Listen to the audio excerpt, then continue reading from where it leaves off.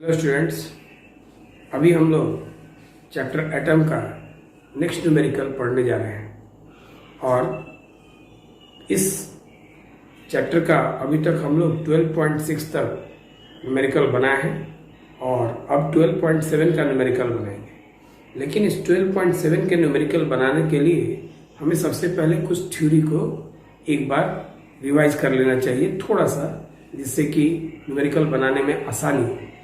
तो याद होगा हम लोगों ने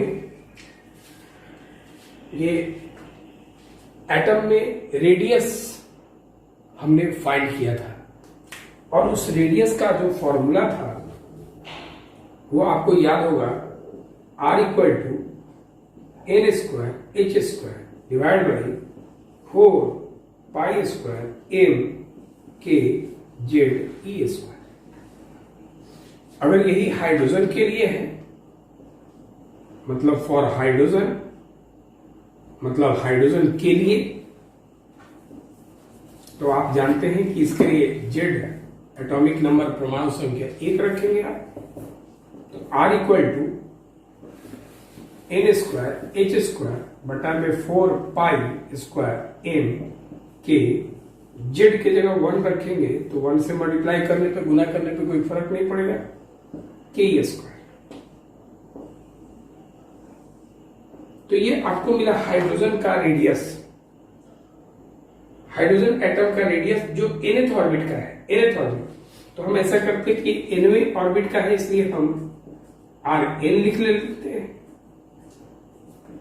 एन स्क्वायर एच स्क्वायर बटा में 4 पाई स्क्वायर एम के ई स्क्वायर। इसको हम एक इक्वेशन 1 मान लेते हैं। अब यदि आप ये nवें ऑर्बिट का है, तो अगर ये फर्स्ट ऑर्बिट के लिए, अगर यही फर्स्ट ऑर्बिट का होता तो n की जगह आप क्या रखते, 1। तो फॉर फर्स्ट ऑर्बिट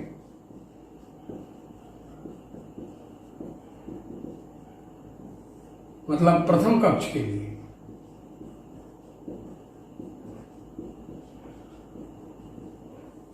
तो इसमें आप n की जगह क्या रखते हो, 1 रखते,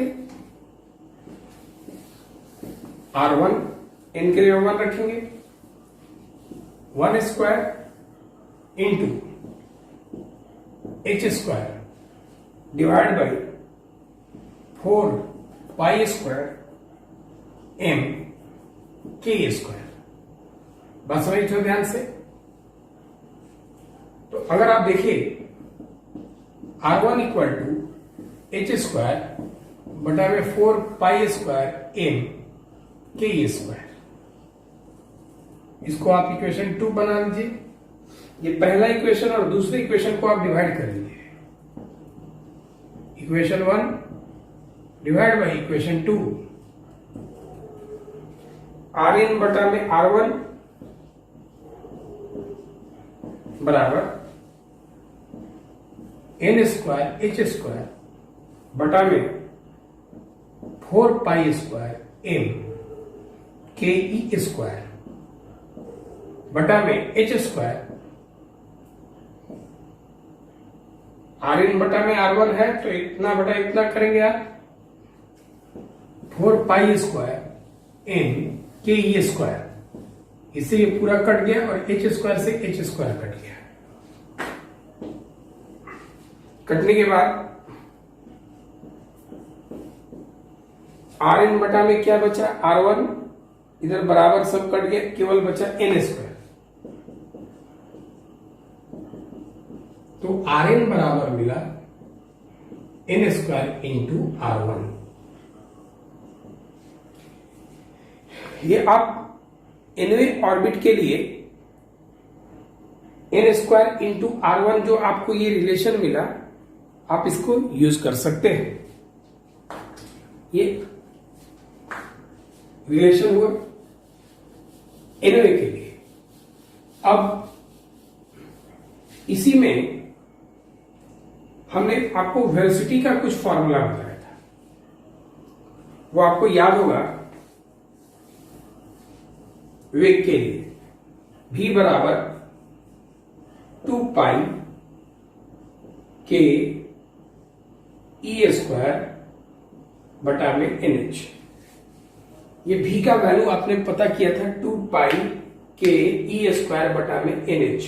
ये nवें कक्ष के लिए है, इसलिए आप इसे चाहे तो Vn लिख सकते हैं। इसके बाद थोड़ा सा ध्यान रखें आप, nवें ऑर्बिट के लिए है, nth ऑर्बिट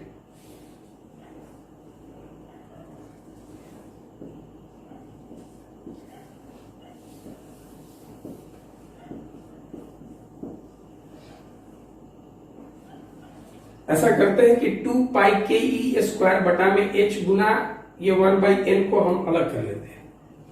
अब यहीं पर 2 पाई के ई स्क्वायर, इसमें से c से यहां डिवाइड किए तो यहां c से गुना कर लीजिए आप।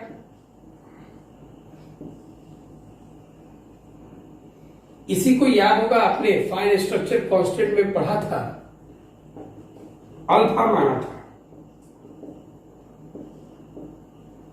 और ये हुआ c बटा में n। इसको हम एक इक्वेशन 1 मान लेते हैं। जैसे nth ऑर्बिट में आपने 2 पाई के ई स्क्वायर बटा में NH आपने इक्वेशन निकाला था। Vn बराबर 2 पाई के ई स्क्वायर बटा में n को अलग कर दिए तो h बचा। c से यहां मल्टीप्लाई डिवाइड कर दिए, गुना भागा कर दिया, और ये जो कांस्टेंट, इस कांस्टेंट को फाइन स्ट्रक्चर कांस्टेंट, इसको आपने अल्फा माना है। पीडीएफ के पेज नंबर, एटम के 30 पेज नंबर में, तो ये अल्फा है, इनटू बगल में c बाई n आपने लिख दिया, अल्फा की जगह पे ये है, अल्फा कांस्टेंट है। अब इधर देखिए, इस कांस्टेंट का वैल्यू भी आपने निकाला है, 1/137 वहां पे बताया गया था। अब ये nth ऑर्बिट के लिए है। अगर आपसे यही कोई पूछे कि आप ये फर्स्ट ऑर्बिट का निकालिए आप, तो फॉर फर्स्ट ऑर्बिट, प्रथम कक्ष के लिए v1 alpha into c by 1,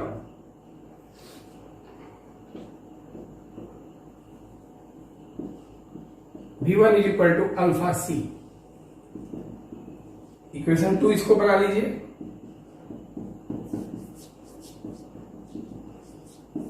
one को 2 से डिवाइड कर लीजिए। Vn बटा में v1 equal to alpha c by n divide by alpha c by 1। Alpha c cancel, तो Vn बराबर ऊपर चला जाएगा v1 डिवाइड बाई n।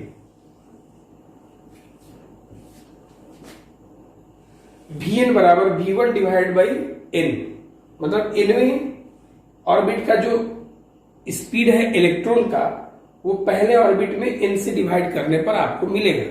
ये थोड़ा सा ध्यान देने की बात है।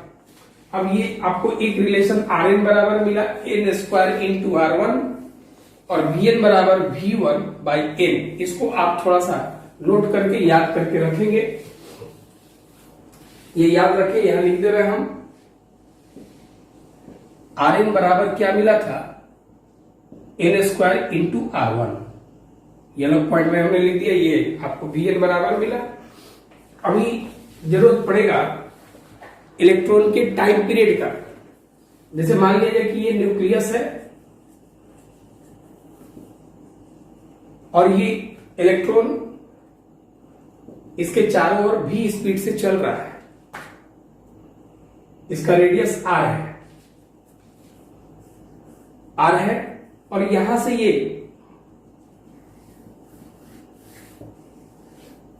यहां तक आके आने में जो टाइम, एक कंप्लीट सर्किल का टाइम लगा, तो इस कंप्लीट सर्किल के टाइम को हम टाइम पीरियड कहते हैं। इसको हिंदी में आवर्तकाल कहा जाता है,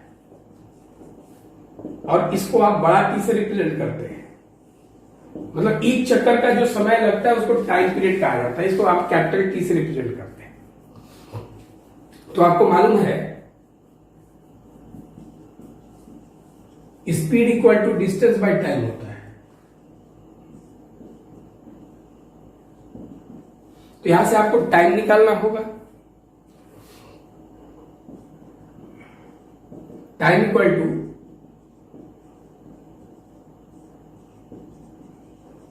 डिस्टेंस बटा स्पीड होगा, समय बराबर दूरी बटा चाल।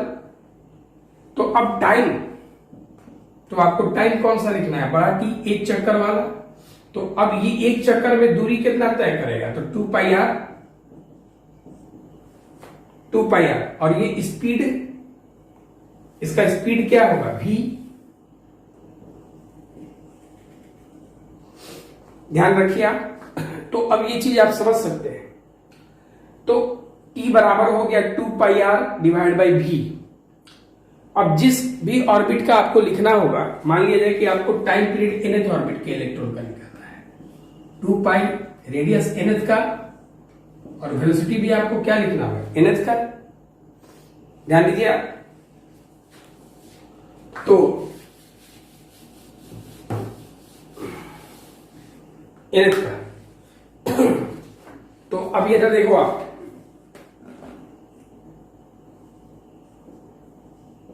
Tn बराबर 2 पाई, Rn का वैल्यू क्या है, n square into R1 divide by Vn का वैल्यू क्या है, V1 बटा n। ये n ऊपर चला जाएगा, 2 पाई R1, एक n स्क्वायर है पहले से और n ऊपर चला गया, बटा में V1। Tn बराबर 2 पाई R1 इंटू n क्यूब बटा V1। इसको आप इक्वेशन, ये अलग पॉइंट है, इक्वेशन आप फर्स्ट मान लीजिए। अब उसी में आपको, अगर इसी में, ये तो nth के लिए आपने निकाल दिया, इसी में अगर आपको nth के लिए आपने n लिख दिया, लेकिन अगर इसी में आपको फर्स्ट, यहां से आपने फॉर nth ऑर्बिट निकाला, nवें कक्ष के लिए, लेकिन अगर आप फर्स्ट ऑर्बिट का निकालने जाएंगे फॉर फर्स्ट ऑर्बिट, तो आप क्या t के जगह क्या लिखेंगे, T1 2 पाई, r की जगह क्या लिखेंगे, R1, अब वेलोसिटी क्या लिखेंगे, V1। इसको इक्वेशन 2 मान लीजिए।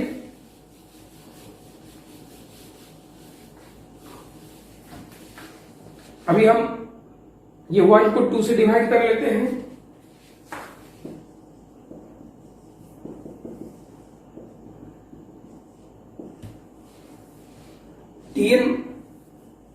Tn है बटा में T1 बराबर 2 पाई R1 इंटू n क्यूब बटा V1 divide by 2 pi R1 divide by V1। ये V1 से V1 खत्म, ये खत्म। Tn बराबर, उसको उधर भेज दीजिए, n क्यूब इंटू T1। ये nth ऑर्बिट का टाइम पीरियड मिला, जो पहले ऑर्बिट के n क्यूब के प्रोडक्ट के बराबर है। आपको यहां 3 पॉइंट मिला, जो बहुत इंपॉर्टेंट ऑब्जेक्टिव भी बन सकता है। पहला क्या मिला, Rn इज इक्वल टू मिला n स्क्वायर इंटू R1, जो आपने रखा था, Rn का value n square into R1। दूसरा Vn का जो वैल्यू मिला था वो V1 बाई n था, और टाइम पीरियड जो मिला Tn, n cube into T1। ये बहुत इंपॉर्टेंट पॉइंट है, ये आप याद रखेंगे, स्पेशल आपके नोट्स का ये सारा पॉइंट है। बहुत कम जगह ये सारे डिटेल्स आपको मिलेंगे। तो हमने ये कहा ये nth ऑर्बिट का जो रेडियस है वो फर्स्ट रेडियस के n स्क्वायर टाइम्स है। nth ऑर्बिट का जो वेलोसिटी है वो फर्स्ट में n से डिवाइड करने पे मिलता है। nth का जो टाइम पीरियड है वो फर्स्ट के n क्यूब के प्रोडक्ट के बराबर होता है। अब हम लोग इसी थ्योरी के बेस पर आगे का न्यूमेरिकल देखते हैं। अभी क्वेश्चन नंबर हम लोग 12.7 देखेंगे। इस क्वेश्चन में क्या कह रहा है कि बोर्स मॉडल का यूज करके, उपयोग करके आप n बराबर 1, 2 और 3 में आप इलेक्ट्रॉन का स्पीड मतलब इलेक्ट्रॉन का चाल ज्ञात करें। ये हमारा पहला क्वेश्चन है। तो हम पहले का सॉल्यूशन करते हैं, ए सॉल्यूशन। तो अभी आपको हमने बताया था कि v का जो वैल्यू है वो c/n इंटू अल्फा है, nवें ऑर्बिट का। तो v अगर आपको फर्स्ट ऑर्बिट का चाहिए, c स्पीड ऑफ लाइट, प्रकाश की चाल, 3 × 10⁸, n1 अल्फा का वैल्यू 1/137, ये v1 3 × 10⁸ बटा में 1 का कोई वैल्यू नहीं। इसको जब डिवाइड कीजिएगा 0.0073 आएगा। जब आप इसको मल्टीप्लाई कीजिएगा तो ये लगभग 2.19 इंटू 10⁶ मीटर पर सेकेंड होगा। ये v1 होगा। इसके बाद आप चाहें तो ऐसे भी निकाल सकते हैं। c सेकेंड का भी निकालना है तो आप v2 का वैल्यू निकाल सकते हैं, c लिख के, n के जगह 2 लिख के और अल्फा का वैल्यू 0.0073 लिख के। नहीं तो आपको मालूम है कि v2 का वैल्यू v, जैसे vn का आपको एक फॉर्मूला और भी आपको बताए थे, v1/n, यहां से भी आप निकाल सकते हैं। तो v2 चाहिए तो v1 फर्स्ट वाला 2.19 इंटू 10⁶ n। दूसरा आप इसमें रखते कोई दिक्कत नहीं, v1 जब आपको मालूम है तो आप डायरेक्ट यहां से रख दीजिए। लेकिन अगर आप इसमें रख के n के जगह 2 रखते तो यहां डिवाइड करते, फिर इससे मल्टीप्लाई करते, थोड़ा सा कैलकुलेशन लंबा, आंसर तो उतना ही है। v2 = 2 से इसको भाग लगाया 1.095 इंटू 10⁶ मीटर पर सेकेंड, ये v2 हो गया। उसी तरह से आपको 1, 2 निकल गया, 3 भी चाहिए। v3 = v1, n तो 3 से डिवाइड, v1 का वैल्यू क्या निकालेंगे आप 2.19 इंटू 10⁶ डिवाइड बाय 3। जब आप इसको देखेंगे तो ये कटेगा, नहीं कटेगा, पहले तो पॉइंट देना होगा, 73 इंटू 10⁶ मीटर पर सेकेंड। आप चाहें तो पॉइंट को उधर ले जाए, 7.3 इंटू 10⁵ मीटर पर सेकेंड ये आएगा। यहां पे ये रिजल्ट हुआ 7.3 इंटू 10⁵ मीटर पर second.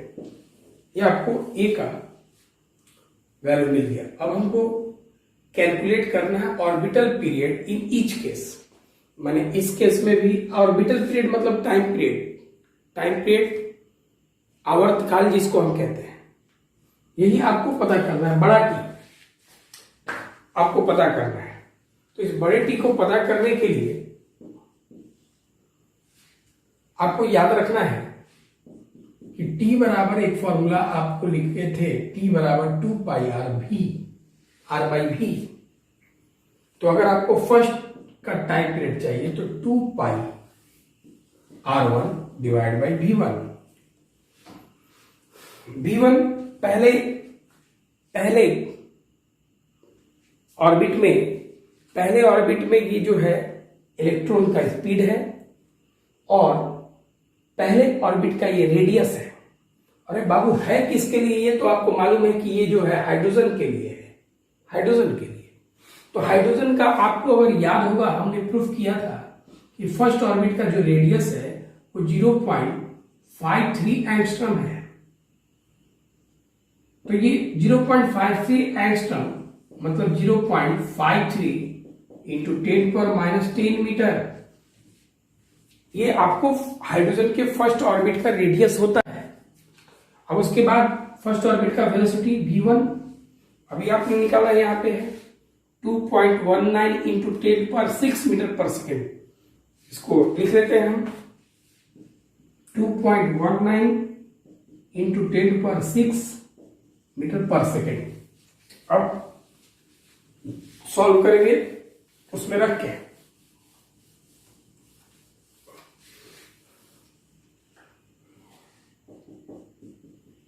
T1 equal to 2 pi.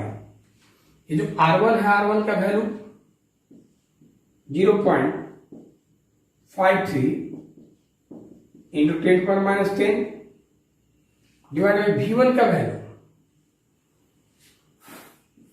2.19 into 10⁻6।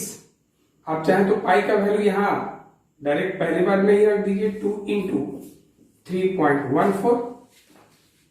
जब आप इसको मल्टीप्लाई डिवाइड कीजिएगा तो 1.52 इंटू 10⁻⁻16 सेकेंड आएगा।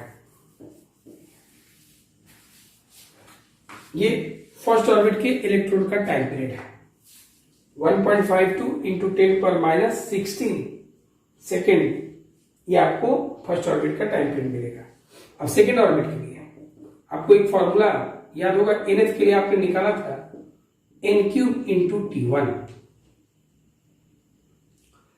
तो अब सेकेंड के लिए चाहिए तो T2, n की जगह 2³ इंटू T1 फर्स्ट का टाइम पीरियड। T2 2 का क्यूब कितना होगा? 8 इंटू T1।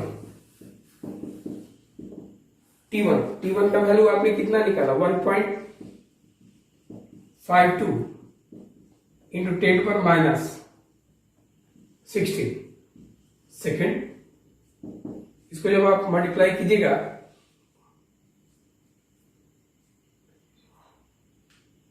आठ दूनी 16, हाथ में लगा 1,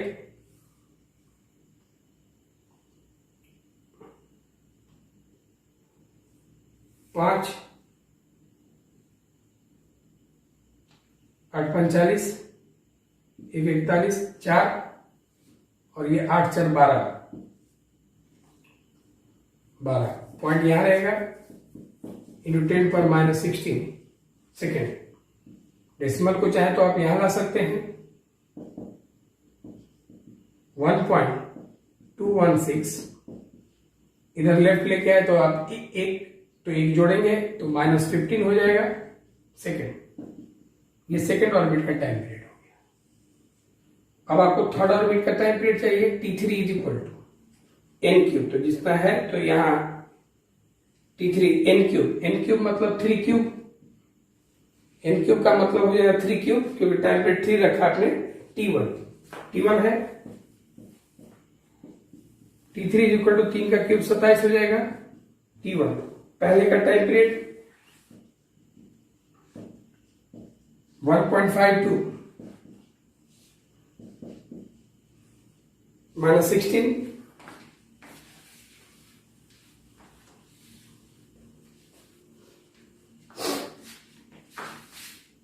इसको अगर आप मल्टीप्लाई कीजिएगा T3 इज इक्वल टू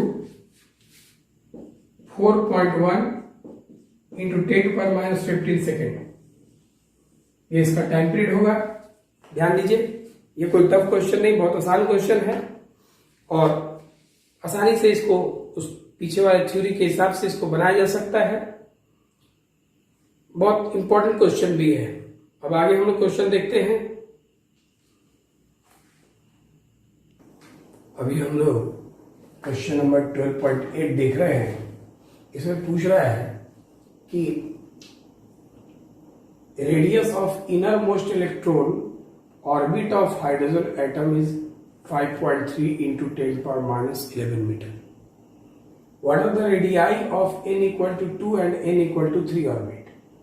मतलब हाइड्रोजन परमाणु के पहला, इनर मोस्ट कहने का मतलब पहला, सबसे पहले, अंत, सबसे पहला वाला इनर मोस्ट माने सबसे पहले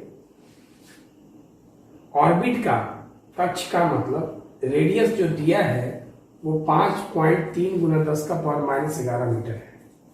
तो दूसरे और तीसरे ऑर्बिट का रेडियस क्या होगा? बहुत आसान क्वेश्चन है ये, ऑब्जेक्टिव के लिए भी इंपॉर्टेंट है, ध्यान देंगे आप। सॉल्यूशन करते हैं इसका। दिया क्या है? फर्स्ट ऑर्बिट का रेडियस 5.3 गुने 10 का पावर माइनस 11 मीटर। पूछ क्या रहा है? सेकेंड का रेडियस और थर्ड का रेडियस। शायद आपको याद होगा Rn बराबर n स्क्वायर इंटू R1। तो अगर आप सेकेंड का निकालना चाहते हैं तो Rn की जगह 2 लिखे तो यहां भी 2 का स्क्वायर इंटू R1, 2 का स्क्वायर 4 गुना R1 दिया है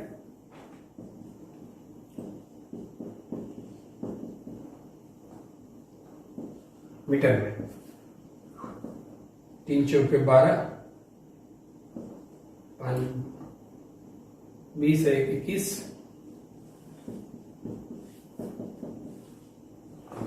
पॉइंट क्लियर लगा दिया।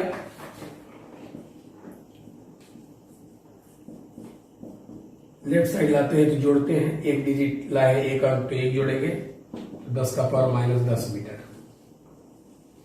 इसका रेडियस हो गया।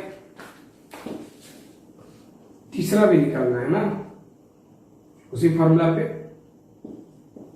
R3 is equal to n square, तो n की जगह 3 तो यहां भी 3 स्क्वायर इंटू R1, 3 का स्क्वायर 9, R1 5.3 गुने 10 का पावर माइनस 11 मीटर। 9 27 7 2 लगा 45 45.7 5.7 सॉरी 47.7 हो जाएगा। डेसिमल को आप इधर लाएंगे,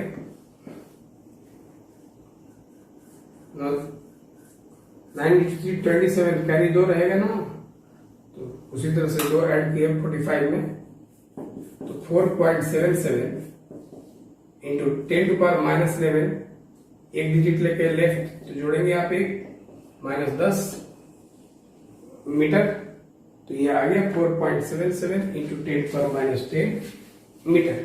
ये इसका रेडियस हुआ। ध्यान दीजिए, अगला क्वेश्चन देखते हैं।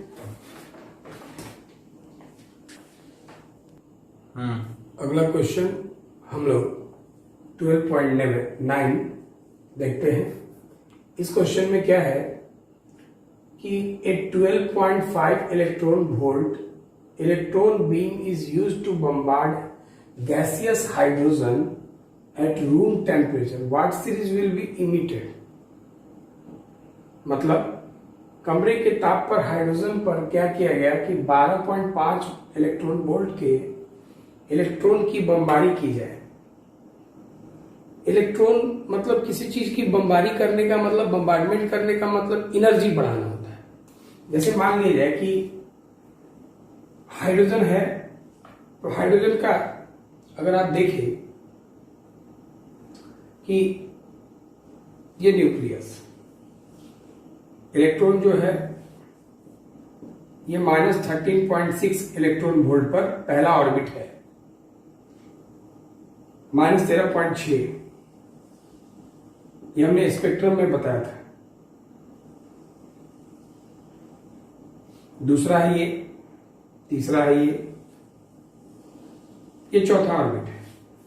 अब आप ये करते क्या है कि इस पर आप इस इलेक्ट्रॉन पर बाहर से 12.5 इलेक्ट्रॉन वोल्ट आप एनर्जी देते हैं, इसको देते हैं, बढ़ाते हैं आप, तो ये जंप करके कहीं जाएगा, कूद के कहीं जाएगा, जहां जाए अभी हम लोग देखेंगे कि ये कहां जाता है। तो उसके बाद ये जो है आपका फर्स्ट ऑर्बिट है, ये सेकंड है, और ये थर्ड है, और ये फोर्थ है। और जैसे इसमें आपने क्या दिया था कि अब पता करना है कि कौन से ऑर्बिट में जा रहा है, nth ऑर्बिट। तो पहले ये E1 में था, E1 में आपने बाहर से E दिया, तो ये कहां के ऑर्बिट से किस ऑर्बिट में जाता है। तो जितना इसके पास एनर्जी बढ़ेगा उतना ही जाएगा। अरे कुछ एनर्जी दिए तो ऊपर जाएगा ना। तो ये इलेक्ट्रॉन कहाँ है, ये जहां जिस एनर्जी, जिस ऑर्बिट की एनर्जी से इसका मैच करेगा वहीं ये मूव करेगा। अब ये -13.6 पर है।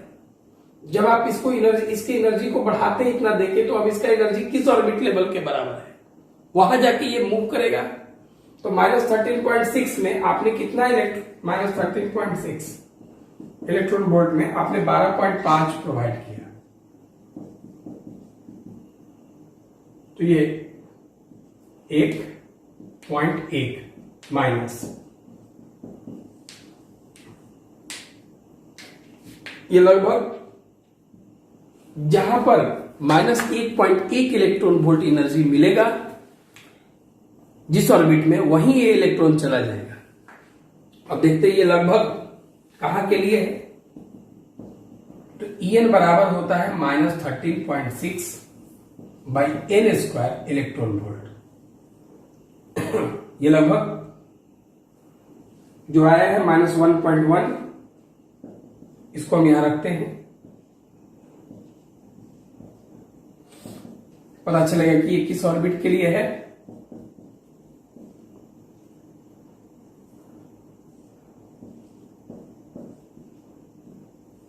माइनस से माइनस कैंसिल, इलेक्ट्रॉन वोल्ट से electron volt cancel, n square की बात हो रही है।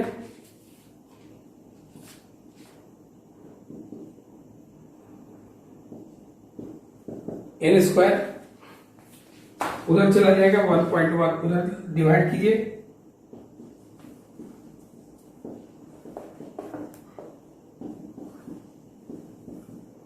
इसको जब आप डिवाइड कीजिएगा तो ये n स्क्वायर का वैल्यू लगभग 12.3 आएगा। तो अब ये देखिए,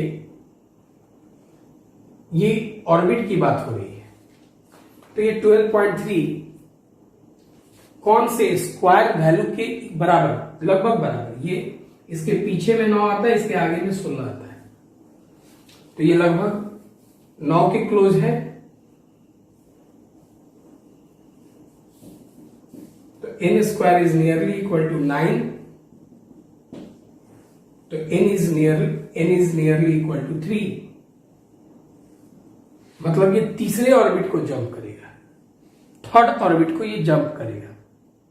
कोई इसको 16 भी लेके बना सकता है, तो वो 4 से जंप कराएगा। लेकिन अभी रियलिटी में ये हमने क्लोज लिया है, तो ये 9 के पास है, क्योंकि उसके लिए तो आपको ज्यादा एनर्जी चाहिए ना। तो चौथे तक तो ये मूव नहीं कर पाएगा, तो कम ही लेके चलेंगे। तो ये तीसरे ऑर्बिट तक, मतलब ये आपका इलेक्ट्रॉन जो है तीसरे ऑर्बिट तक जाता है, ये थर्ड ऑर्बिट तक चला जाता है। तो जब ये थर्ड ऑर्बिट तक चला जाता है, तो अब अगर आप इसको कंस्ट्रक्ट करते हैं, ये तीसरे ऑर्बिट तक आता है। मतलब देखिए आप,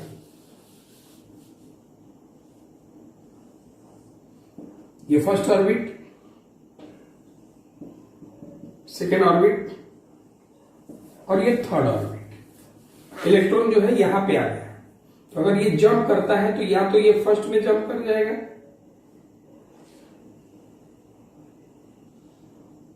या ये सेकंड में जंप करेगा। अब अगर ये मान लीजिए कि तीसरे में जंप कर गया, तो तीसरा से अगर ये नीचे आता है तो कौन सा सीरीज अपने ग्राउंड स्टेट ओरिजिनल पोजीशन पे आके कोई भी और इलेक्ट्रॉन हायर ऑर्बिटल में जाके वो फिर नीचे आता है।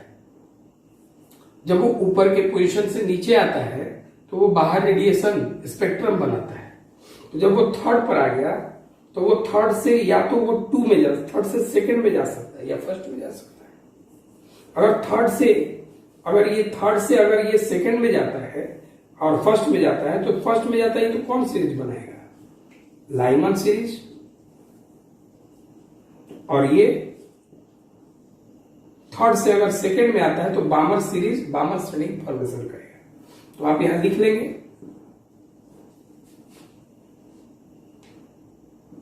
वेन मतलब जब, it jumps from third to first orbit. यदि ये तीसरे से पहले कक्ष में प्रवेश करे, देन तब इट फॉर्म्स बनाता है लाइमन सीरीज, लाइमन श्रेणी बनाएगा। दूसरा,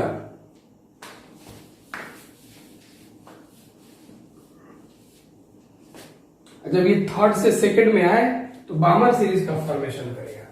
उसी तरह से लिख लेंगे when it jumps from third to second orbit, then it forms Balmer series. मतलब जब ये तीसरे से दूसरे कक्ष में प्रवेश करता है तो ये बामर श्रेणी का निर्माण करेगा। Thank you.